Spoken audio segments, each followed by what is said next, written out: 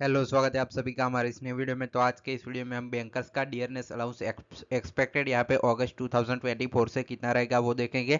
जिनका यहाँ पे 12 बीपीएस लग चुका है उनका भी देखेंगे, और अलग से जिनका 12 बीपीएस नहीं लगा है उनका भी इस वीडियो में डियरनेस अलाउंस की बात करेंगे।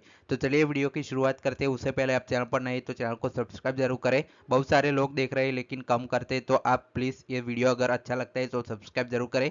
टेलीग्राम चैनल का लिंक डिस्क्रिप्शन में ही वहाँ जाके टेलीग्राम भी ज्वाइन कर सकते हैं। तो चलिए यहाँ पे शुरुआत करते हैं। सबसे पहले मैं महंगाई पर बात करना चाहता हूँ। ये आपके सीपीआई आईडब्ल्यू पॉइंट से रिलेटेड है, इसलिए हम थोड़ा इस पर देख लेते हैं, उसके बाद डियरनेस अलाउंस के कैलकुलेशन पर जाते हैं। तो देखिए, जून में थोक महंगाई 3.36% पर पहुंची। यह 16 महीनों के ऊपरी स्तर पर खाने पीने के सामान महंगे हुए, मतलब पिछले 16 महीनों में सबसे ज़्यादा 3.36% यहाँ पे थोक महंगाई डब्ल्यूपीआई पहुंचा है। इसके बाद देखिए, जून में रिटेल महंगाई बढ़कर 5.08 पर पहुंची परसेंट पर पहुंच गई है। और जो आपके खाने पीने का सामान है वो यहाँ पे महंगाई बढ़ी है। खाद्य सामग्री में 8.69 से बढ़कर 9.36 यहाँ पे हो गई है। तो इन दोनों कीमतों डब्ल्यूपीआई सीपीआई पॉइंट्स में यहाँ पे उछाल आपको देखने को मिलेगा। उस हिसाब से हम आगे अब देखते हैं कि सीपीआई आईडब्ल्यू पॉइंट्स में क्या इफेक्ट आता है। तो चलिए हम बात करते हैं अब एक्सपेक्टेड क्या रह सकते हैं आपके सीपीआई पॉइंट्स, उसके बाद डियरनेस अलाउंस का कैलकुलेशन करते हैं। तो बैंकर्स का डीए फ्रॉम अगस्त 12 बीपीएस का पहले देखेंगे, उसके बाद विदाउट 12 बीपीएस देखेंगे।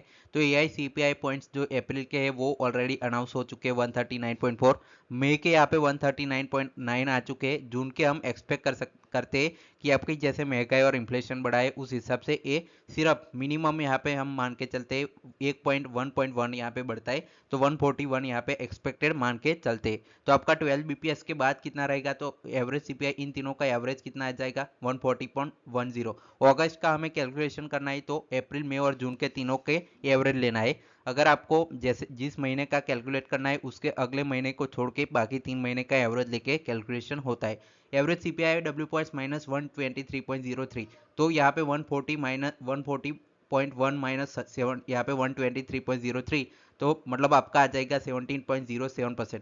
ये 123.03 जो है वो आपके 12 बीपीएस में बेसिक पे में पॉइंट मर्ज हो चुके हैं, तो उसके बाद के जितने रहते हैं वो डियरनेस अलाउंस में कैलकुलेट होते हैं। तो आपका जिनका 12 बीपीएस हो चुका है जैसे पीएसबी हो गई, आरआरबी हो गई, उनका नया डियरनेस अलाउंस यहाँ पे 17.70 एक्सपेक्ट कर सकते हैं इस हिसाब से। अब चलिए इसके बाद हम 12 बीपीएस जिनका नहीं लगा है जैसे आरबीआई से भी नाबार्ड हो गए और बाकी बहुत सारे बैंक्स हो गए, उनका क्या रहेगा। तो एवरेज सीपीआई डब्ल्यू पॉइंट्स तो यहाँ से हमने जो निकाला 140.10 वही रहेगा।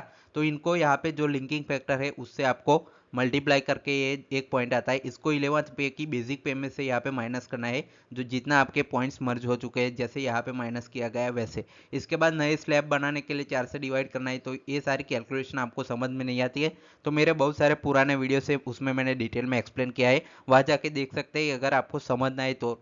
इसकी ज़रूरत आपको है तो, बाकी आपको देखने की भी ज़रूरत नहीं है। एक्सपेक्टेड डी यहाँ पे फाइनली आते हैं तो देखिए, जो आपके पॉइंट्स आए हैं स्लैब्स आए हैं उसको 0.007 से मतलब डियरनेस अलाउंस के परसेंटेज से आपको यहाँ पे मल्टीप्लाई करना है। तो आपका जो डियरनेस अलाउंस है इस हिसाब से 50.01 तक यहाँ पे जा सकता है। तो ये था डिटेल वाला वीडियो। आपको ये वीडियो कैसा लगा कमेंट सेक्शन में जरूर बताएं। Finally thanks for watching.